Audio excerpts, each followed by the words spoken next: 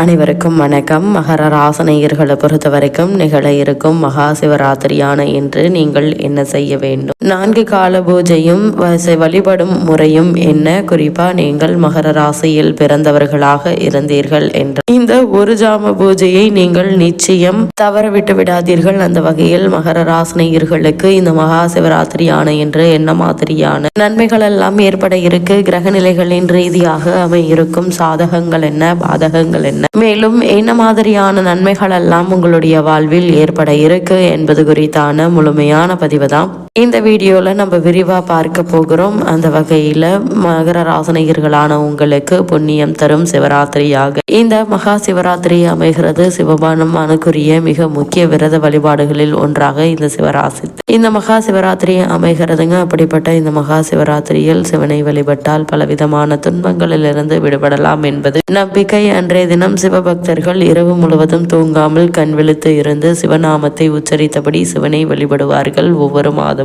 சிவராத்திரி தினம் வந்தாலும் மாசி மாதத்தில் வரும் தேய்பிரை சதுர்தசி நாளையே மகா சிவராத்திரி என்று போற்றி வணங்குகிறோம். அன்றைய தினம் சிவபக்தர்கள் இரவு முழுவதும் தூங்காமல் கண் விழித்திருந்து சிவநாமத்தை உச்சரித்தபடி சிவனை வழிபடுவார்கள். ஒவ்வொரு மாதமும் வரும் சிவராத்திரி தினம் வந்தாலும் மாசி மாதத்தில் வரும் தேய்பிரை சதுர்தசி நாளையே மகா சிவராத்திரி என்று போற்றி வணங்குகிறோம். மகா சிவராத்திரி பற்றி பல புராண தகவல்கள் உள்ளன. அந்த வகையில முதலாவதாக பிரளய காலத்தின் போது பிரம்மனும் அவரால் படைக்கப்பட்ட அனைத்து ஜீவராசிகளும் அழிந்துவிட்டன. இதையடுத்து அன்றைய இரவு பொழுதில் பார்வதி தேவி சிவபெருமானை நினைத்து பூஜை செய்தார். 4 ஜாமங்களிலும் இரவு முழுவதும் ஆகம விதிகளின்படி அர்ச்சனை செய்தார். அம்பிகை இவ்வாறு சூரிய அஸ்தமன நேரம் முதல் மறுநாள் சூரிய உதயம் வரை பூஜை செய்த காலமே மகா சிவராத்திரி என்று அழைக்கப்படுகிறது. இந்த பூஜையின் முடிவில் பார்வதிக்கு சிவபெருமான் காட்சி கொடுத்தார். அவரிடம் சிவராத்திரி அன்று சூரியன் மறைந்தது முதல் மறுநாள் காலை சூரியன் உதயமாகும் வரை தங்களை பூஜை செய்பவர்கள் யாராக இருந்தாலும் அவர்களுக்கு எல்லா விதமான பலன்களும் பாக்கியங்களும் தந்து முடிவில் மோட்சத்தையும் அளிக்க வேண்டும் என்று பார்வதி தேவி வேண்டினார். சிவபெருமானும் அப்படியே ஆகட்டும் என்று அருள் பாவித்தார். ஒரு சமயம் மகாவிஷ்ணுவுக்கும் பிரம்மாவுக்கும் இருவரில் யார் பெரியவர் என்ற போட்டி ஏற்பட்ட போது சிவபெருமான் அடிமுடி காண முடியாத ஜோதி பிழம்பாக உயர்ந்து நின்றார். அதில் ஈசனின் முடியையோ அல்லது அடியையோ காண்பவர்களே பெரியவர் என்று சொல்லப்பட்டது. இதையடுத்து பிரம்மதேவன் அன்னப்பறவை உருவம் கொண்டு முடியை தேடியும் மகாவிஷ்ணு வராக உருவம் கொண்டு பாதாளத்தை தோண்டியபடி ஈசனின் அடியை தேடியும் புறப்பட்டனர். இந்த கோலத்தையே லிங்கோத்பவர் கோலம் என்பார்கள். அது மட்டுமில்லாமல் மகா சிவராத்திரி நாளில்தான் இந்த திருக்காட்சி காண கிடைத்தது என்கிறார்கள். கிருத யுகத்தில் துர்வாச முனிவர் தனக்கு மகாலட்சுமி அளித்த மாலையை இந்திரனுக்கு கொடுத்தார்.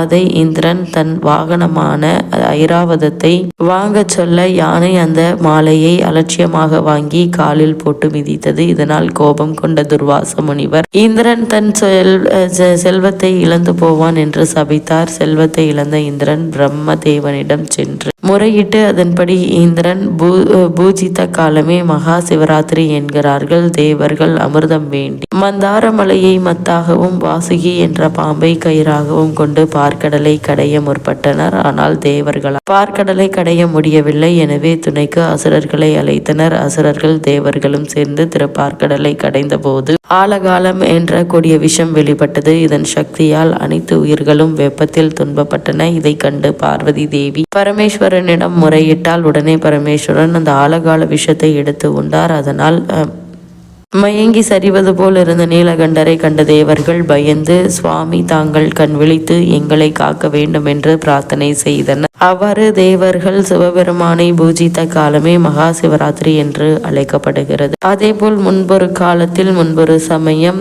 வேடன் ஒருவன் காட்டில் வேட்டையாடி தன் குடும்பத்தை காப்பாற்றி வந்தான். ஒரு முறை காட்டில் வேட்டையாட சென்ற போது வேடனுக்கு எதுவும் கிடைக்கவில்லை. எனவே விலங்குகளை தேடி நீண்ட தூரம் காட்டிற்குள் சென்றான். அவ்வேளையில் வேடனை தாக்க ஒரு புலி பாய்ந்து வந்தது. இதனால் பதறிப்போன வேடன் அருகில் இருந்த மரத்தின் மேல் ஏறி அமர்ந்தான். இரவு முழுவதும் புலி அந்த மரத்தை சுற்றி வந்தது. வேடன் எதுவும் சாப்பிடாமல் இரவு முழுவதும் அந்த மரத்தின் கிளைகளை பற்றியபடியே இருந்தான். மறுநாள் பொழுது விடிந்ததும் வேடன் வீடு திரும்பினான். பல ஆண்டுகள் வாழ்ந்த அவன் வேடன் வயது முதிர்ச்சியால் இறந்தான். அந்த வேடனின் ஆன்மா யமலோகம் சென்றது. பல மிருகங்களை வேட்டையாடிய வேடனின் பாவ கணக்கில் எதுவும் இல்லை என்று சித்திரகுப்தன் சொன்னது யமதர்மனுக்கு அதிர்ச்சியும் ஆச்சரியமுமாக இருந்தது. வேடன் செய்த புண்ணியம் என்ன என்று பார்க்க முன்பு புலிக்கு பயந்து வேடன் ஏறி அமர்ந்தது வில்வ மரமாகும். அன்றைய தினம் மகா சிவராத்திரி. பயத்தில் கைகள் நடுங்க கிளைகளை பற்றி இருந்ததால் அந்த நடுக்கத்தில் வில்வ இலைகள் உதிர்ந்து கீழே விழுந்தன.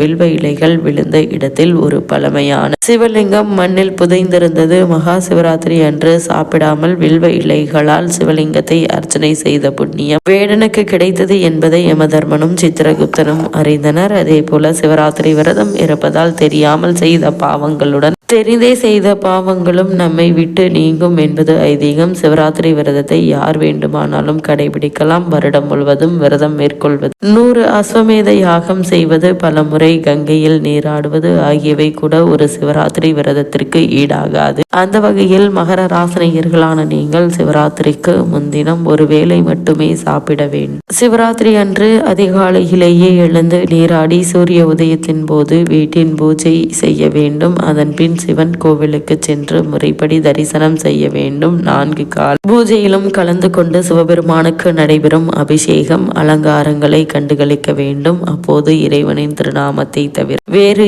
எதையும் உச்சரிக்க கூடாது. இரவு முழுவதும் கண் விழித்திருக்க வேண்டும். ஆலயத்திற்கு சென்றுதான் கண் விழித்திருக்க வேண்டும் என்று கிடையாது. வீட்டில் கூட மகா சிவராத்திரி அன்று 4 ஜாமங்களிலும் முறைப்படி பூஜை செய்து ஈசனுக்கு வில்வத்தால் அர்ச்சனை செய்வது உரிய பலனை தரும் என கூறப்படுகிறது. அதேபோல் மகர ராசினியர்களான நீங்கள் மகா சிவராத்திரி விரதம் இருப்பவர்கள் 5 எழுத்து மந்திரமான சிவாய நம என்ற சொல்லை 108 முறை அல்லது 1008 முறை உச்சரித்து பூஜிக்க வேண்டும். 4 ஜாம பூஜைகளும் முடிந்த பிறகு மறுநாள் காலையில் நீராடி இறைவனுக்கு படைத்த நெய்வேத்தியங்களை தானம் அளித்து விரதம் இருப்பவர்கள் உண்டும் விரதத்தை முடிக்க வேண்டும். தொடர்ச்சியாக 24 வருடங்கள் சிவராத்திரி விரதம் இருப்பவர்கள் சிவகதி அடைவார்கள் என்பது ஐதீகம். அத்துடன் அவர்களில் 21 தலைமுறைகளுக்கு நற்செய்தி அடைந்து முக்தி அடைவார்கள். பல புண்ணியங்கள் செய்த பலன் கிடைக்கும் என்கின்றன புராணம். அந்த வகையில் மகர ராசினியர்களான நீங்கள் மகா சிவராத்திரியான இன்று சிவபெருமானுக்கு